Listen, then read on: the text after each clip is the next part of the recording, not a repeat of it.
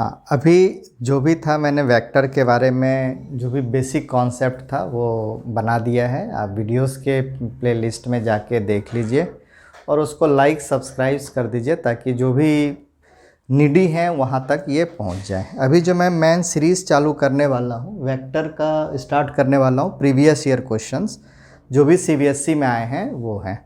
इसके दो पार्ट होंगे या मैक्सिमम 3 पार्ट होंगे। वहाँ पे आपका लगभग सारे क्वेश्चंस कवर हो जाएंगे जो प्रीवियस ईयर्स के हैं। मैं पहले टारगेट 5 ईयर्स टू 10 ईयर्स रख रहा हूँ, अगर उसके बाद अगर होता है तो देखता हूँ। आई थिंक क्वेश्चंस का मेथड ऐसे ही रहता है और इसको करेंगे तो बोर्ड में ये काफ़ी हेल्पफुल होगा। तो अभी जैसे क्वेश्चंस है, find a vector in the direction of vector 3i 2i minus 3j plus 6k which has magnitude 21 units. तो इस क्वेश्चंस को देखने के बाद अंडरस्टैंडिंग क्या होता है कि एक वेक्टर हमको निकालना है जो कि इस वेक्टर के ही डायरेक्शंस में होगा और उसका मैग्नीट्यूड कितना होगा, 21 यूनिट्स होगा। तो मीन्स ऐसा ही फॉर्म में होगा, मीन्स उसका जो रेशियो है, डायरेक्शंस रेशियो है वो इसी तरह का होगा। मीन्स 2i के जगह पे यहाँ पे आपका 20 हो जाए, 20i हो जाए, 30i हो जाए या 60j हो जाए, मीन्स इसी डायरेक्शंस में रहेगा। तो इस तरह के क्वेश्चंस को सॉल्व करने के लिए सबसे पहले हम क्या करेंगे, इस वेक्टर को हम एक a मान लेते हैं और ये वेक्टर हम क्या कर लेते हैं 2i minus 3j plus 6k, right. अब इसका एक यूनिट वेक्टर, पहले यूनिट वेक्टर निकालने के लिए क्या करेंगे, इनका वैल्यूज़ निकालते हैं। तो कितना हो गया, 2 का स्क्वायर प्लस 3 का स्क्वायर प्लस 6 का स्क्वायर और ये हमारा कितना हो गया 49 है। 36 प्लस 4 प्लस 9 मीन्स 7 हुआ। तो यूनिट वेक्टर हमारा कितना हो गया, यूनिट वेक्टर हमारा क्या हो जाएगा, यूनिट वेक्टर की वैल्यूज़ क्या हो जाएगी, a bye magnitude of a that is 2i minus 3j plus 6k, right. और डिवाइडेड बाय कितना हो गया हमारा 7। ये हमारा क्या हो गया, यूनिट वेक्टर हो गया, राइट। अब अपने को क्या करना है, ये हमारा क्या हो गया, यूनिट वेक्टर हो गया और इन द डायरेक्शंस ऑफ हमको कितना निकालना है 21। मीन्स एक यूनिट की वैल्यू इतनी है तो 21 यूनिट्स की वैल्यूज़ कितनी हो जाएगी हमारी, तो 21 multiply 2i minus 3j plus 6k और बाई 7 और ये कैंसिल हो गया, कितना हो गया 3 और इसकी वैल्यूज़ क्या हो गई 6i minus 9j plus 18k, ये हो गया। तो यही आपको जो है लिखना है, इस तरह के ही क्वेश्चंस में आएंगे, ठीक है। तो अब यूनिट वेक्टर का जितना भी क्वेश्चंस है, जो भी इसमें आया है सीबीएसई में वो कर लेंगे। ये 1 मार्क्स का क्वेश्चंस है और आई थिंक ऐसे ही क्वेश्चंस आपको 5-6 क्वेश्चंस जो हैं आए हुए हैं, 1 मार्क्स में ही आएगा, ठीक है। तो अभी मैं नेक्स्ट क्वेश्चंस करते हैं फिर इसके बाद।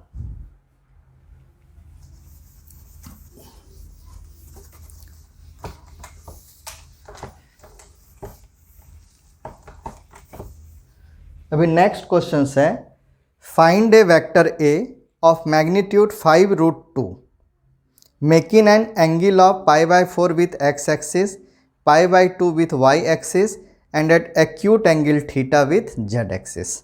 मीन्स एक वेक्टर ए है, इसका मैग्नीट्यूड आपका 5√2 है, ये गिवन है,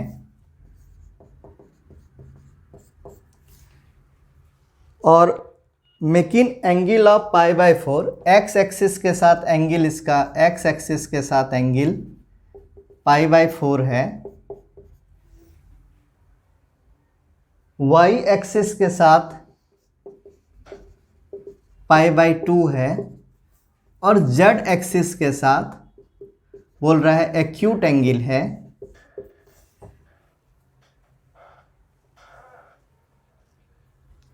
और वेक्टर की वैल्यूज़ निकालना है। अपने को पता करना है कि क्या है, z एक्सिस के साथ ये मतलब एक्यूट एंगल बना रहा है। Find a vector, find a vector मतलब आपको क्या निकालना है, वेक्टर ए निकालना है। ठीक है, वेक्टर ए निकालना है। क्वेश्चंस क्या है कि एक वेक्टर ए निकालिए जिसका मैग्नीट्यूड 5√2 है, एक्स एक्सिस के साथ π/4 बना रहा है एंगल, वाई एक्सिस के साथ π/2 बना रहा है, जेड एक्सिस के साथ एंगल नहीं बताया है, बस इतना बताया है कि एक्यूट एंगल है।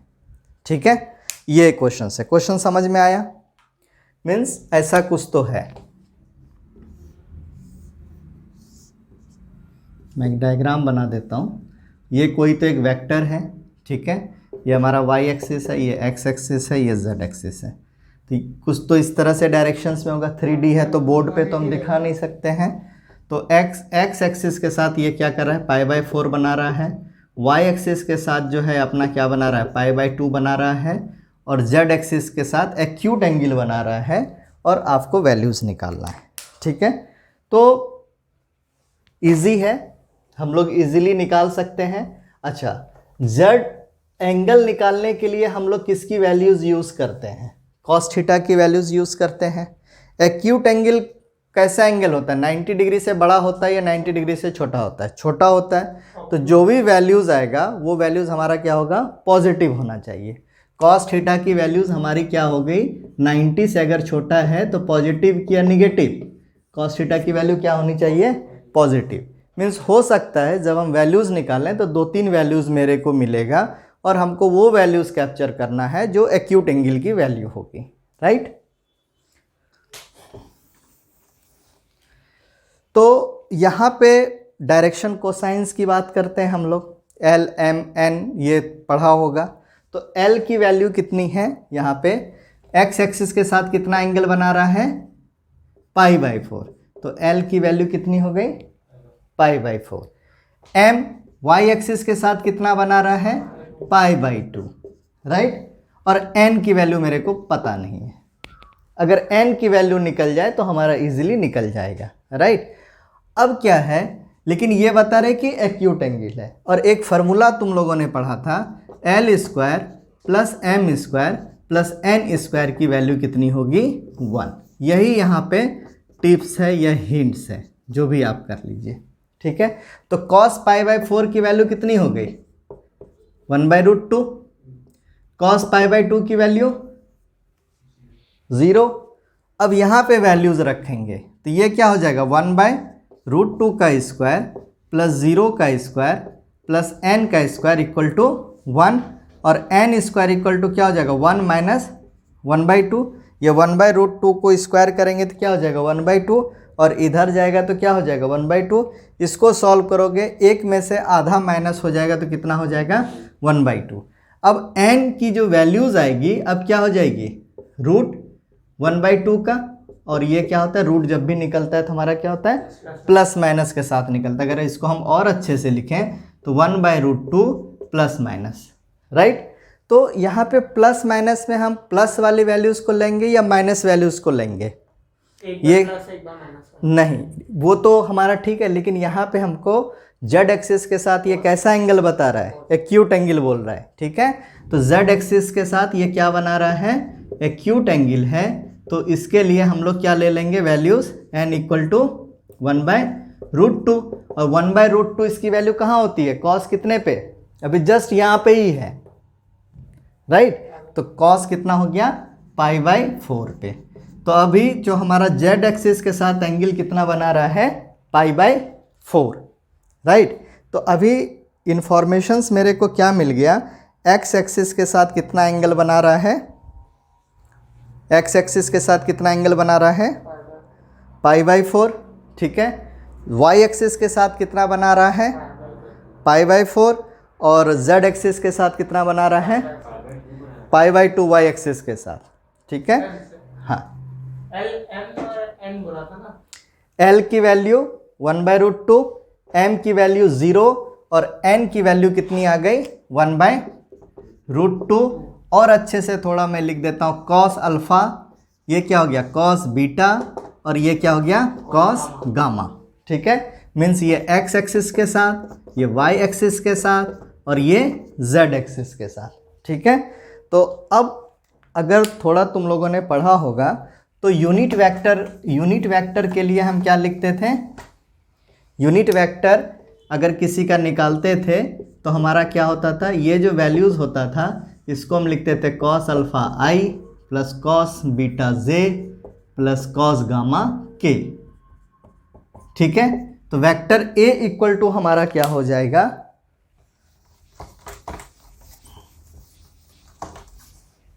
तो वेक्टर ए इक्वल टू हमारा क्या हो जाएगा, मैग्नीट्यूड ऑफ, और यहां पे लिख लो कॉस अल्फा आई प्लस कॉस बीटा जे प्लस कॉस गामा के, ये है। तो अब इनकी वैल्यूज बताओ क्या क्या है, तुमको पता ही है क्या क्या वैल्यूज थी। ठीक है, कॉस अल्फा मतलब कॉस पाई बाय 4, और उसकी वैल्यूज कितनी थी, पहले तो इसकी वैल्यूज देख लो, इसकी वैल्यूज भी तुमको कुछ तो बताया है। इसकी वैल्यूज हमारे क्या थी, मैग्नीट्यूड ऑफ ए की वैल्यू बोल रहा था 5√2, तो मैग्नीट्यूड ऑफ इसको लिख दिए। ठीक है, ये कितना हो गया 1/√2 आई, ये तो भाई 0 हो गया, और ये भी क्या हो गया 1/√2 के ना, और ये हो गया हमारा 5√2, √2 कॉमन ले लें क्या नीचे से, आई प्लस 0j और k, ऐसा ही लिखेंगे ना, ये भी गया, तो हमारा क्या हो गया 5i प्लस 5k। तब इस तरह का क्वेश्चंस अगर आता है तो तुम लोग कर लोगे। इसमें क्या हो सकता है, अगर यहाँ पे एक्यूट एंगल के जगह पे ऑब्स्ट्यूज एंगल बोल दिया तो 90 डिग्री से बड़ा है, वैसे कंडीशन में हम क्या करेंगे, यहाँ पे 1/√2 के जगह पे किसकी वैल्यूज़ लेंगे, -1/√2 की लेंगे। ठीक है, इस तरह का भी कोई भी क्वेश्चन आएगा बना लोगे। ठीक है, कि हो सकता है कि अभी तुमको y एक्सिस और z एक्सिस को वैल्यूज़ दे के x एक्सिस की वैल्यू निकाल दे, या l मतलब x एक्सिस बता दे, z एक्सिस बता दे, और y के साथ कुछ कंडीशंस दे दे। ठीक है, तो इस तरह के क्वेश्चंस को इस तरह से कर लोगे। राइट, अब एक क्वेश्चंस और है, आई थिंक ये क्लियर है, क्वेश्चंस तुम लोग का बना ले जाओगे, ये भी 2014 का ही है।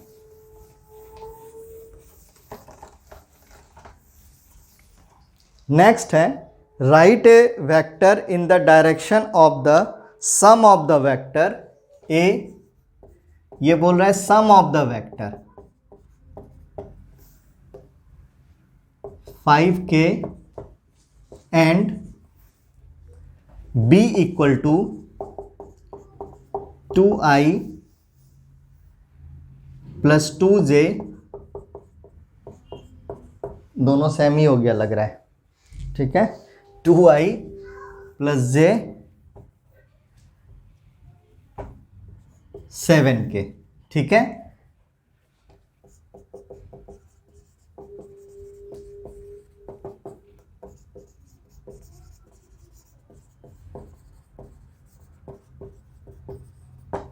ये है क्वेश्चंस, बहुत ही इजी है। इसमें कह रहा है कि find the unit vector of sum of the vector a and b। तो सबसे पहले क्या करोगे, स्टेप्स फर्स्ट क्या हो जाएगा हमारा, a प्लस b करेंगे। ठीक है, सम ऑफ द वेक्टर, या थोड़ा सा तुम लोग को घुमाने के लिए यहाँ पे सम ऑफ द वेक्टर के जगह पे पूछ देगा रिजल्टेंट ऑफ द वेक्टर।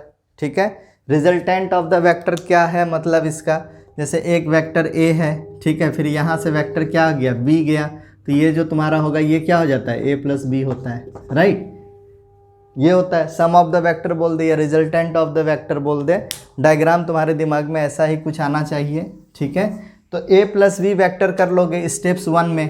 ठीक है, a प्लस बी कितना हो जाएगा बताओ, 4i प्लस 3j 12k, और इसका अब यूनिट वेक्टर निकालना है। ठीक है, तो a प्लस बी एक वेक्टर है और इसका क्या करना है, यूनिट वेक्टर निकालना है, बराबर है ना। तो मैं इसको बनाऊं या छोड़ दूं, बनाने की ज़रूरत है क्या, नहीं है, ये कंपार्टमेंट में आया था, अगर नहीं पढ़ोगे तो कंपार्टमेंट। ठीक है, फिर 2 महीना और पढ़ो, बराबर। तो जो नहीं पढ़ेगा, पहले वाले में यूनिट वेक्टर आया था और उसके बाद दूसरे वाले में और ज़्यादा टफ आया, 1 महीने और स्टडी करोगे कोविड के रीज़न में, और फिर ऐसा सीन है, तो थोड़ा ध्यान से। ठीक, क्लियर, क्या ऑल क्लियर, क्लियर, हाँ ठीक है। ऐसे ही नोट्स बना लोगे तुम लोग, जो भी है नोट्स बना के बराबर से पूरा सॉल्व करोगे। इसको सॉल्व करने की ज़रूरत नहीं है ना, रूट में इसको लेना है 4 + 9 + 144 कितना होगा 144 + 25 169। 169 का रूट कितना हो जाएगा 13 बराबर ना। तो ऐसे ही लिखोगे 4i + 3j - 12k और इसका क्या हो जाएगा रूट 169। इसका जब सॉल्व करोगे तो और ये क्या हो जाएगा 13 1 मीन्स 4/13i ठीक है प्लस 3/13j - 12/13k ऐसा भी लिख सकते हो ठीक है। तो cos alpha cos beta cos gamma की भी वैल्यूज पता चल गई। हाँ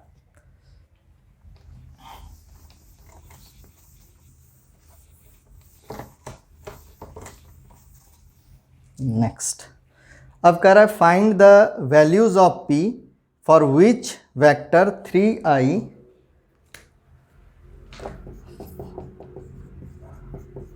बहुत आराम से क्वेश्चन देता है।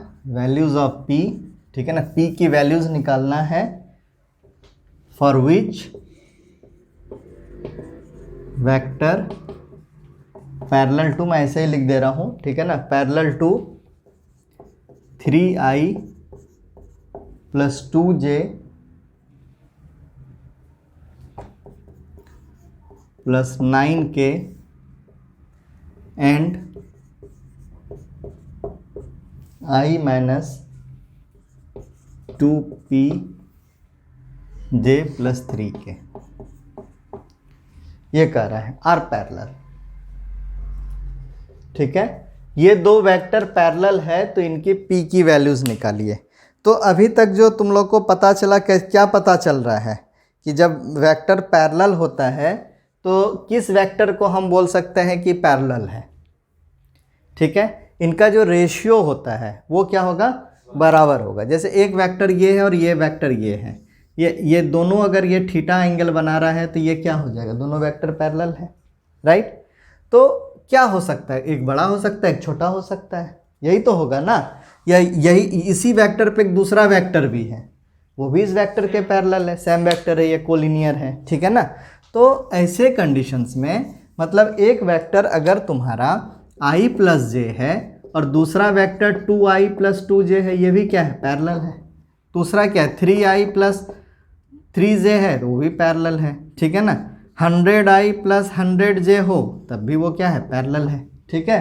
क्या i + k आ गया तो ये पैरेलल होगा क्या, ये पैरेलल नहीं होगा।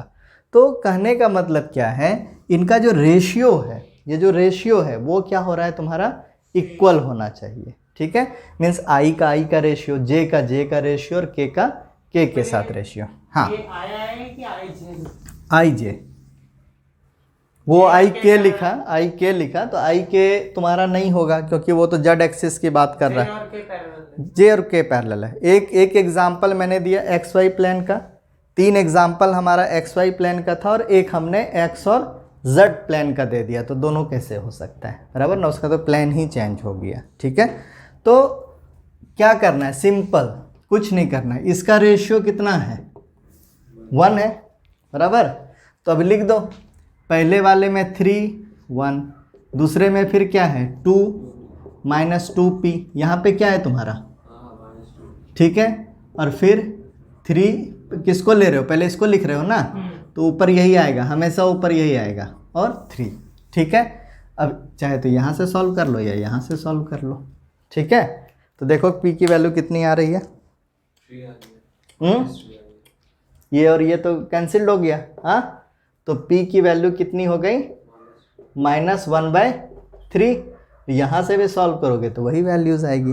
हाँ समझ गए, इन दोनों को अगर सॉल्व करोगे तो भी वही आएगा और इन दोनों को भी अगर हम सॉल्व करेंगे 1/-p और यहाँ क्या हो गया 9/3 और ये क्या हो जाएगा 3 और p इक्वल टू क्या हो जाएगा -1/3। तो पैरेलल वेक्टर पता कर लोगे राइट, एक नंबर मिल गया।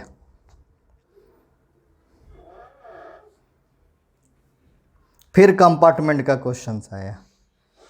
हाँ चलो बनाते हैं कंपार्टमेंट वाला, साथ साथ है।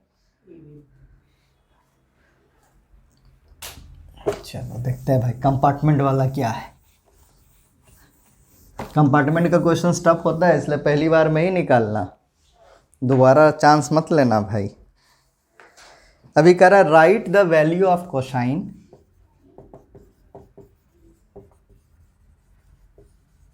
वैल्यूज ऑफ कोसाइन, ठीक है, of the angle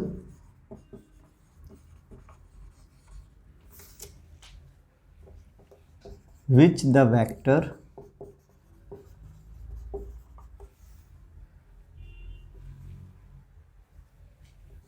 a I plus j plus k, ठीक है, मैक्स विथ y एक्सिस, ठीक है। क्वेश्चंस क्या, right the value of cosine of the angle which the vector A I plus J plus के makes with Y axis. ये पूछ रहा है कि वो वेक्टर की वैल्यूज़ बताओ जो कि तुम्हारा वाई एक्सिस के साथ बनाता है, ठीक है।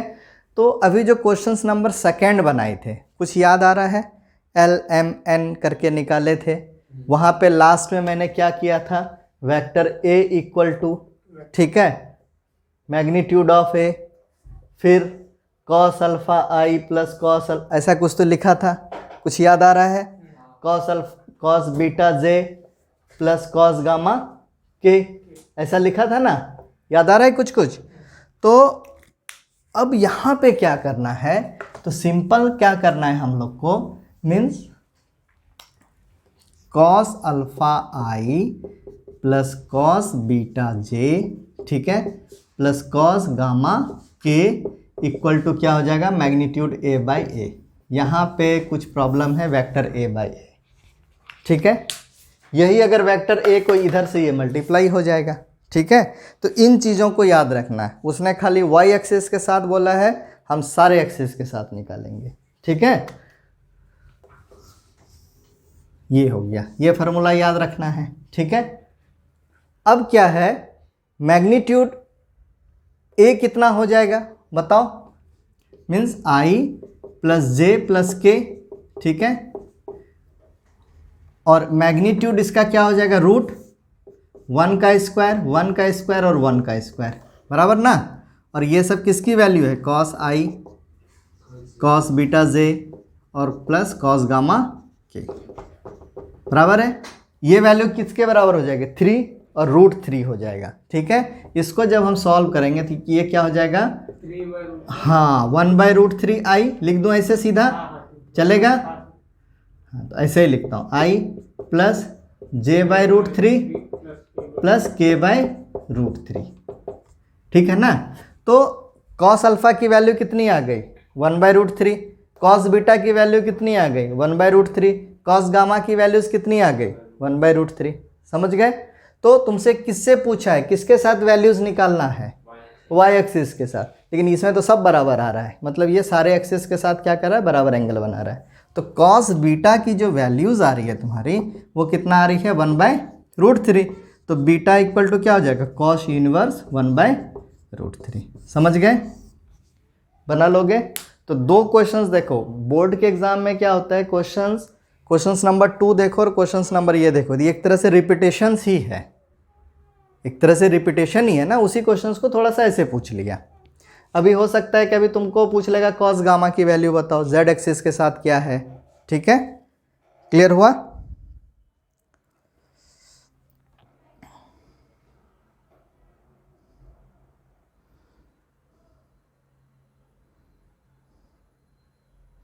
अब एक क्वेश्चन से, right a vector in the direction of the vector i - 2j + 2k that has magnitude 9 units, ठीक है। तो बना लोगे उसको भी, नहीं बनेगा, चलो पहले लिख देता हूँ। वेक्टर ए है तुम्हारा i - 2j + 3k, ठीक है, एक वेक्टर है, ये गिवन वेक्टर है, और एक ऐसे वेक्टर की वैल्यूज निकालना है जो कि इसके ही डायरेक्शंस में है और कितना है, 9 यूनिट्स का है। तो निकलेगा हाँ। तो पहले क्या करोगे, इसका यूनिट वेक्टर निकालोगे, क्वेश्चंस नंबर 1 जो सॉल्व किया, यूनिट वेक्टर निकालोगे, यूनिट वेक्टर निकालने के बाद क्या करोगे, a divided by unit vector. Step 1 में क्या जाएगा, स्टेप वन तुम्हारा क्या हो गया, यूनिट वेक्टर निकालो भाई, ठीक है। स्टेप 2 में क्या आएगा, स्टेप 2 में क्या हो जाएगा, a by magnitude of a. Step 3 में क्या जाएगा, बस 9 यूनिट्स है, 9 यूनिट्स का मल्टीप्लाई कर दो, बराबर। मतलब इधर ही बन गया क्वेश्चंस, करना क्या, बस कैलकुलेशंस बराबर करना, कैलकुलेशन गया तो गया, ठीक है। हाँ अब थोड़ा सा घुमाया है, मतलब क्वेश्चंस वही पूछ रहा है, खाली थोड़ा थोड़ा सा घुमा रहा है, ठीक है।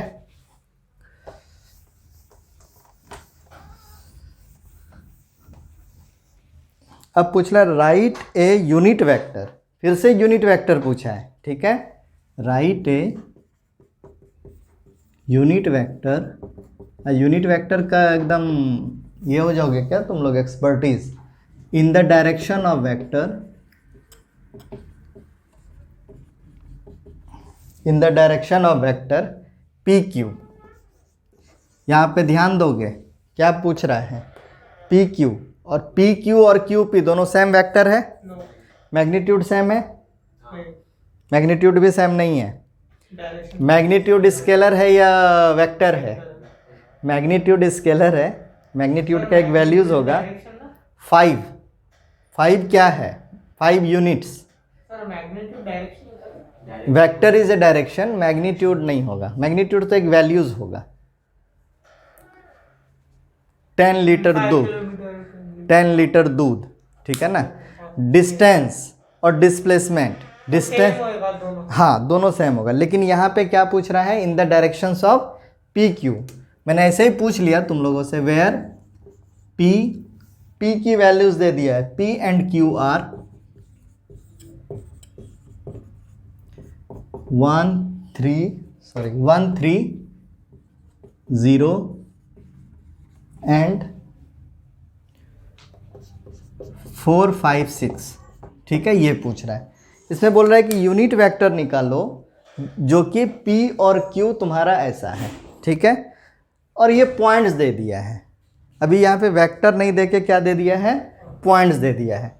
ऐसे मैं जो बना रहा हूँ उतना बनाने की ज़रूरत नहीं है, तुम लोग डायरेक्ट भी बना सकते हो, मैं एक थोड़ा सा तुम लोग को खाली क्लियरिटी के लिए दे देता हूँ, ठीक है। ये हमारा वेक्टर के इसमें आता है, ठीक है। ये ओरिजिन है, ये हमारा क्या है, P है, और ये हमारा क्या है, Q है। P की वैल्यूज़ क्या है, 1 है, 3 है और 0 है, और इसकी वैल्यूज़ क्या है, 4 है, 5 है और 6 है, ठीक है। ये OP हो गया, ये क्या हो गया हमारा, OQ हो गया, राइट। और हमको निकालना क्या है, P से Q, ऐसा कुछ तो बोल रहा है। तो ये क्या है actually, I plus 3J plus क्या है, 0K है। तो OP की जो वैल्यूज़ है वो तुम्हारी क्या है, I plus 3J plus 0K, right. और OQ की वैल्यू क्या है, 4I plus 5J plus 6K। इसे घबराना नहीं है, OP और OQ जो लिखा है ये ऑरिजिन है, that is the position vector of P और that is the position vector of Q, बराबर। तो अब तुमको PQ अगर निकालना है तो PQ क्या हो जाएगा, position vector of Q minus position vector of P। तो पोजीशन वेक्टर ऑफ Q मतलब क्या, OQ माइनस OP। निकाल लो इसकी वैल्यूज, कितना हो जाएगा, दिस माइनस दिस, तो 3I plus 2J minus 6K। अब इसका यूनिट वेक्टर निकाल दो, मतलब 6 का इसका यूनिट वेक्टर क्या हो जाएगा, माइनस नहीं सर प्लस है, देखो नहीं बराबर है, OQ माइनस OP है, राइट, ठीक है। तो OQ इसका यूनिट वेक्टर क्या हो जाएगा, OQ बाय OQ का मैग्नीट्यूड, बराबर ना। तो 3I plus 2J plus 6K, और इधर कितना हो गया, फटाफट कर ले रहा है अभी ना, तो 49 का भी बता दो ना, 1/7 ना।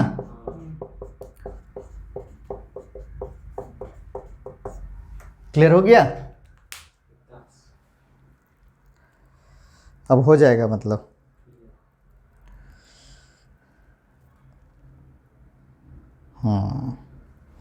एक और आ गया अब, बहुत सही। ठीक है, रब करता हूँ मैं।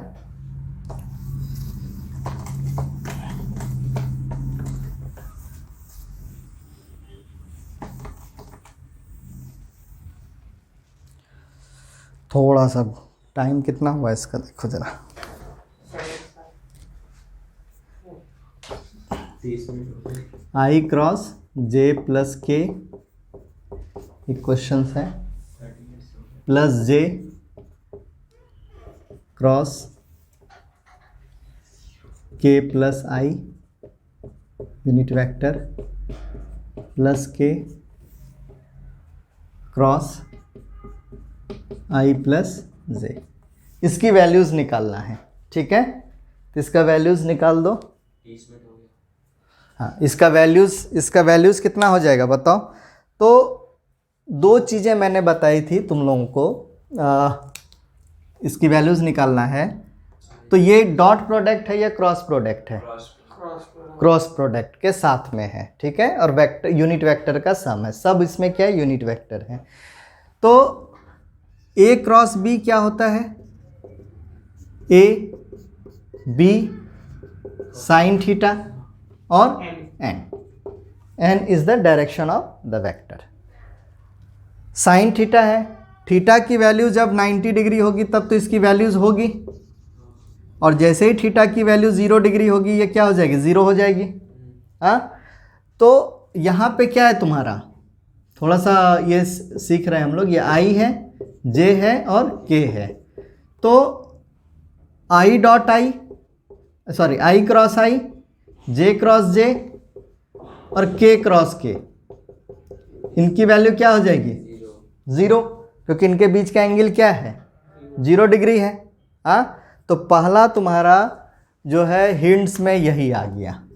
ठीक है, और एक दूसरा चीज़ चालू होगा। एक ऐसा सर्कल करके मैंने बताया था तुम लोग को, अगर याद हो तो, ये आई है, जे है और के है। ठीक है, मीन्स आई क्रॉस जे किसके बराबर हो जाएगा? के। फिर जे क्रॉस के किसके बराबर? आई। और फिर के क्रॉस आई किसके बराबर? जे। और ये डायरेक्शंस रिवर्स होगा तो ये क्या हो जाएगा?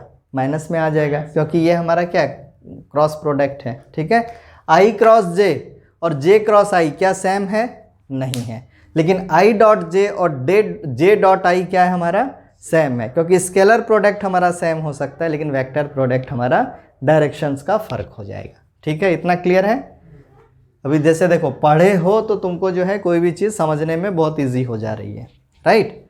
तो इतना ज़्यादा नहीं, बस ये दो चीज़ काम में आएंगे। ठीक है, तो अब इसको सॉल्व करते हैं। आई क्रॉस जे, ठीक है, प्लस आई क्रॉस के प्लस जे क्रॉस के प्लस जे क्रॉस आई प्लस के क्रॉस आई प्लस के क्रॉस जे, यही हुआ ना? तो आई क्रॉस जे क्या हो जाएगा? के। ठीक है, आई क्रॉस के क्या हो जाएगा? माइनस जे कि जे? जे, मतलब यहां से देखो रिवर्स हो गया, डायरेक्शन चेंज हो गया। ठीक है ना, माइनस जे। फिर जे क्रॉस के सेम डायरेक्शंस में है। ठीक है, पॉजिटिव, वेरी गुड। जे क्रॉस आई घुमा डायरेक्शंस, ठीक है, माइनस के, समझ रहे हो ना? उसके बाद के क्रॉस आई, के क्रॉस आई सेम डायरेक्शंस में है। ठीक है, जे कैसे याद रखोगे? के क्रॉस जे, डायरेक्शन चेंज हुआ भाई, क्या हो जाएगा? माइनस आई। ठीक है, देखो सब एक दूसरे को गया, सब एक दूसरे को बराबर कर दिया। ये प्लस जे, ये माइनस जे। ठीक है, ये प्लस के माइनस, और ये सब क्या हो गया अपना तुम्हारा? वैल्यूज क्या हो गया? 0। ठीक है, समझा? ये टेक्स्ट बुक में भी क्वेश्चंस था। अभी यूनिट वेक्टर डायरेक्शंस नहीं बनाऊंगा। हॉट्स कुछ होता है क्या? HOTS? हाँ, ये कंपार्टमेंट के भी आगे है।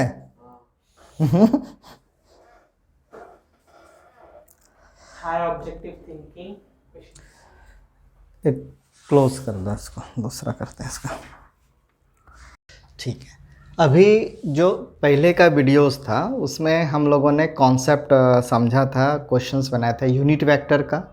यूनिट वेक्टर के जितने भी प्रीवियस ईयर क्वेश्चंस में है, unit vector in the directions of, parallel vector, दो पैरेलल वेक्टर है, उसकी वैल्यूज़ p निकालना है, इन सब चीज़ों को हम लोगों ने अगले क्लासेस में किया था, जो कि प्रीवियस ईयर क्वेश्चंस भी था।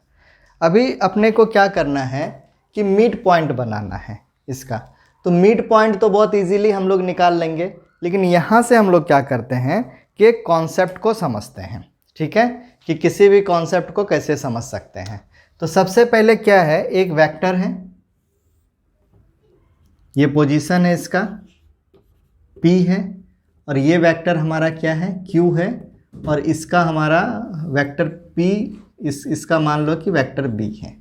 ठीक है, और ये एक पॉइंट है जहाँ पे इसका एक रेशियो कट करता है, दैट इज़ रेशियो, ये m रेशियो n में करता है। ठीक है, तो सबसे पहले ये बताओ कि ये जो कट कर रहा है ये इंटरनली कट कर रहा है या एक्सटर्नली कट कर रहा है? इंटरनली कट कर रहा है। दूसरा क्या हो सकता है कि एक पॉइंट होगा, ठीक है, यहाँ पे पी क्यू वेक्टर है, ठीक है, और ये पॉइंट हमारा जो है मान लो चलो L है, ये पॉइंट L है, और ये जो कट कर रहा है पॉइंट L, ये क्या कर रहा है, कैसा कट कर रहा है, ये इंटरनली है कि एक्सटर्नली है? एक्सटर्नली है। तो मीन्स फर्स्ट ये हमारा क्या है, इंटरनल कट है। ठीक है, और ये जो दूसरा कट कर रहा है एक्सटर्नल कट है। ठीक है, एक्सटर्नल कट। तो जो मिड पॉइंट होगा वो इंटरनल कट में आएगा या एक्सटर्नल कट में आएगा? इंटरनल कट में आएगा। ठीक है, तो ये चीज़ें पता हो गई। ठीक है, अब इसका फार्मूला भी तुम लोग को आराम से निकाल लिए हो, पता है तुमको। P मतलब क्या, पोजीशन वेक्टर ऑफ P मतलब OP। Q मतलब क्या, पोजीशन वेक्टर ऑफ OQ, यही है ना। वैसे ही ये भी OP OQ। ठीक है, तो जब इंटरनल कट का फार्मूला लिखोगे और एक्सटर्नल कट का फार्मूला लिखोगे तो क्या डिफरेंसेस रहता है, प्लस और माइनस का। तो और ये कैसे होता है, अपोजिट आता है, ऐसे ही होता है ना। तो मीन्स हाँ, m into OQ plus n into OP और m प्लस n, यही करते हो ना। और एक्सटर्नल में भी क्या हो जाएगा, सेम। बड़ा वाला पार्ट कौन सा है, बड़ा वाला पार्ट कौन सा है, ये है ना m। तो इसमें एक्सटर्नल कट के लिए तुम क्या लिखोगे, एक्सटर्नल कट के लिए लिखोगे m OQ minus n OP। ठीक है ना, n वाला इधर m वाला इधर, ठीक है ना, बाय m माइनस n। ठीक है, ये हमारा क्या है, कॉन्सेप्ट है। ठीक है, अब एक चीज़ बताओ, मिड पॉइंट की बात कर रहा है, तो मिड पॉइंट हमारा m और n की वैल्यू क्या है, दोनों सेम है, मीन्स 1 और 1 है, ये दोनों रेशियो बराबर है ना। ये m और ये n की भी वैल्यू क्या है, m है, मतलब 1:1 का है, राइट। तो अब इसको हम सॉल्व करते हैं, ये कॉन्सेप्ट ले लेना, नोट कर लेना, उसके बाद इस क्वेश्चन को सॉल्व करते हैं। इस क्वेश्चन में तो कुछ है ही नहीं, अभी ख़त्म हो गया, क्वेश्चन से ख़त्म हो गया। OP की वैल्यू कितनी हो गई, 2i 3j 4k, और OQ की वैल्यू कितनी हो गई, ठीक है। PQ की वैल्यू क्या हो जाएगी, निकाल लोगे, पोजीशन वेक्टर ऑफ P कैसे निकालोगे, वैसे निकालोगे या और कुछ मेथड से निकालोगे? मैंने तुम लोग को घुमाया, बताओ। नहीं सर, इसमें वो m और n वाला फॉर्मूला लगेगा। हाँ, m और n वाला फॉर्मूला लगेगा। m और n वाला फार्मूला लगेगा। ठीक है, अगर तुमने गलती, PQ हम निकालने के लिए बोल रहे हैं, क्या हम क्या बोल रहे हैं कि पॉइंट्स निकालना है। ठीक है, ऐसा मत कर देना कि PQ निकाल के उसको डिवाइडेड बाई 2 कर देना। ठीक है, वो काम मत करना, तुमको क्या करना है, पॉइंट्स निकालना है, राइट। मैंने जानबूझ के ही ऐसा किया, तो फ्लो में चलेंगे सर। हाँ, फ्लो में चले गए, मेरे को पता था होगे तुम लोग फ्लो में। PQ हो गया और रेशियो क्या है, 1 और 1। ठीक है, क्या देखो दोनों बराबर होता है क्या? पी क्यू निकालो, पी क्यू निकाल दे तो क्या हो जाएगा 2i माइनस 2j माइनस 6 के ऐसा हो जाएगा। ठीक है, तो इसको रेशियो ऐसा लिखोगे तो क्या लिखोगे 4i, ये मल्टीप्लाई 1 से होगा ना, ये वाला इधर और ये वाला इधर। ठीक है, तो क्या हो जाएगा ओपी तुम्हारा क्या हो गया 2i, कोई भी लिख लो, 3j प्लस 4k, और ये भी 1 से मल्टीप्लाई तो सेम ही रहने वाला है, 4i plus j minus 2k, और ये डिवाइडेड बाई क्या हो जाएगा 2, और ये पॉइंट्स यहाँ पे कोई पे पॉइंट्स है तो ये कितना हो जाएगा अभी देखो 4i, ये दोनों ऐड हो जाएगा। ठीक है, हाँ तो ये क्या हो जाएगा 6i plus 4j plus 2k bye 2, और ये क्या हो जाएगा 3i plus 2j plus k, और इसका पॉइंट्स क्या हो जाएगा 3, 2, 1। यही चीज़ तुमको 3D में भी आ जाएगा तो निकाल लोगे बस, x1 plus x2 by 2, y1 plus y2 by 2, और y3 z1 plus z2 by 2, यही चीज़ है। ठीक है, 3D